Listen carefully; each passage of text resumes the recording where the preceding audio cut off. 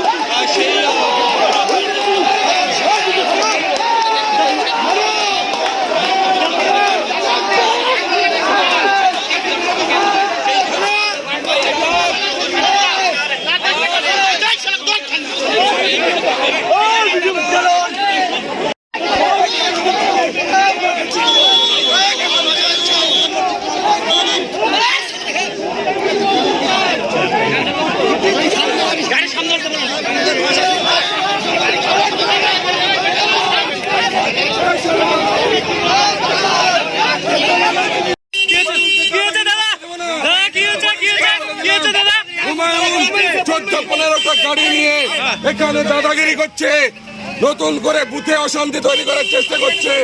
হুমায়ুনের দাদাগিরি আদায় করতে দেবো না, এই হুমায়ুনকে দাদাগিরি করতে দেবো না। আমি পুলিশ প্রশাসনকে বারবার বলছি যে হুমায়ুনকে সরাতে হবে। হুমায়ুনকে আর যাদের নামে এফআইআর আছে অ্যারেস্ট করতে হবে।